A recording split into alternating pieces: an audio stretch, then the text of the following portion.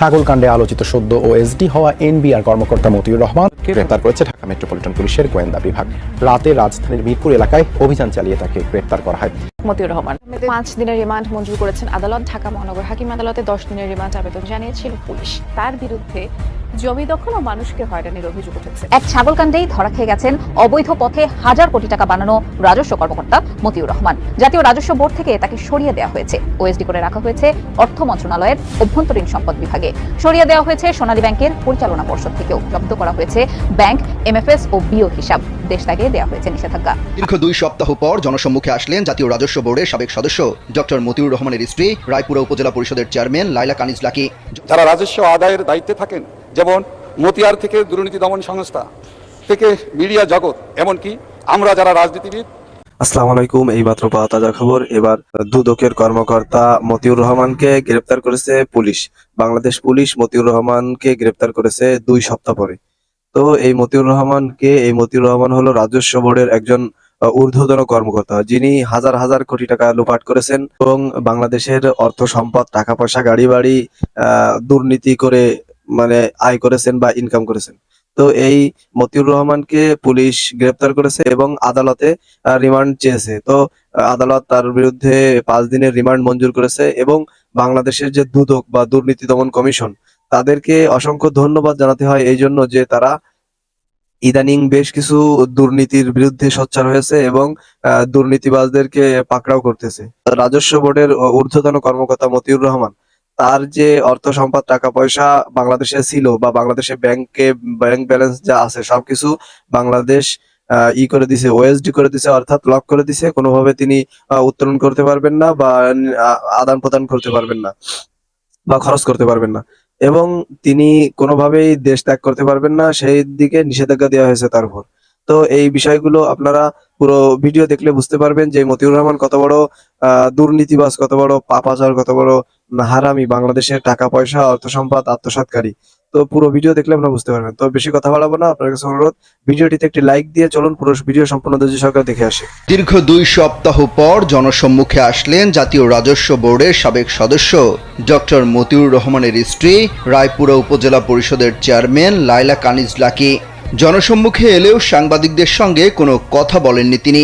বৃহস্পতিবার সকাল 11টা থেকে দুপুর 1টা পর্যন্ত নরসিংদীর রায়পুরা উপজেলা পরিষদ কার্যালয়ে আসন্ন এইচএসসি পরীক্ষা এবং বঙ্গবন্ধু গোল্ড কাপ ফুটবল টুর্নামেন্টের প্রস্তুতিমূলক সভায় তিনি অংশগ্রহণ করেন। ওই সভায় সভাপতিত্ব করেন রায়পুরা উপজেলা নির্বাহী কর্মকর্তা মোহাম্মদ ইকবাল হাসান। সভা শেষে তিনি বের হলে সাংবাদিকরা তার সঙ্গে কথা বলতে গেলে তিনি কোনো কথা বলেননি। সব প্রশ্ন এড়িয়ে গিয়ে গাড়িতে উঠে চলে যান। এর আগে গত 13 জুন সব শেষ উপজেলায় আসেন তিনি এবং অফিস করেন রায়পুরা উপজেলা চেয়ারম্যান লাইলা কানিজ লাকি। তার সম্পদের পাহাড় নিয়ে গণমাধ্যমের সংবাদ প্রচারের পর থেকে তিনি আত্মগোপনে চলে যান। পরে দীর্ঘ 14 দিন পর বৃহস্পতিবার জনসম্মুখে আসেন এবং সভায় অংশগ্রহণ করে চলে যান। লাইলা কানিজ লাকির এমন হঠাৎ উপস্থিতি এবং সভায় অংশগ্রহণ শেষে সাংবাদিকদের সঙ্গে কোনো কথা না বলে চলে যাওয়া নিয়ে জনমনে নানা প্রশ্ন দেখা দিয়েছে। আবার অনেকে বলছেন সাধারণ মানুষের সমস্যার কথা না শুনে তিনি চলে যান।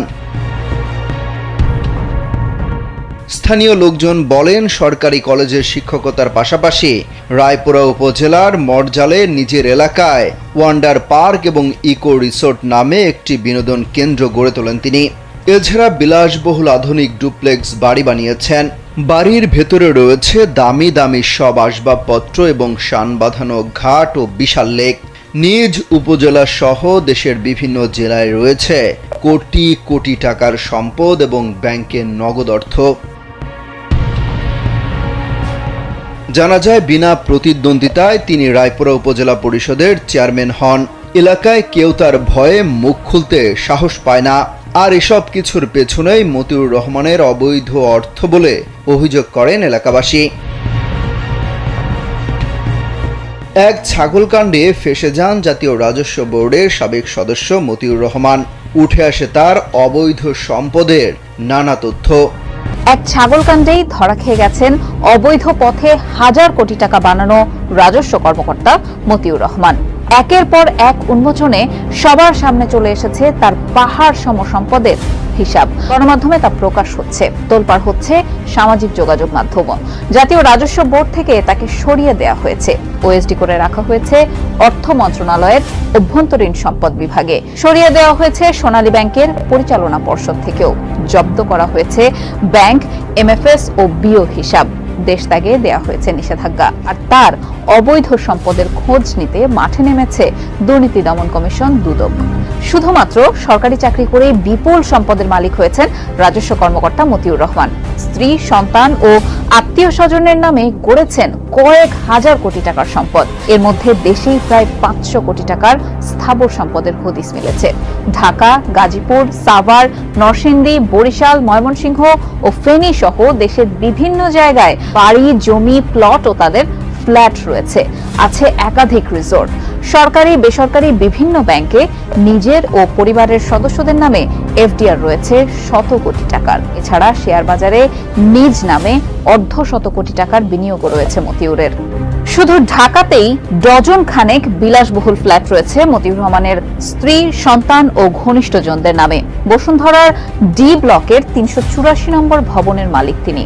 সাততলা ভবনের প্রথম ও দ্বিতীয় তলায় প্রথম স্ত্রী লায়লা কানিজকে নিয়ে বসবাস করেন। গুলশানের শাহাবুদ্দিন পার্কের পাশে 83 নম্বর রোডের 11 নম্বর প্লটে আনোয়ার ল্যান্ডমার্কের বেক পার্ক ভিউতে রয়েছে 4টি ফ্ল্যাট। দ্বিতীয় স্ত্রী শাম্মী আক্তার থাকতেন ধানমন্ডির 8 নং রোডের ইম্পেরিয়াল ভবনে।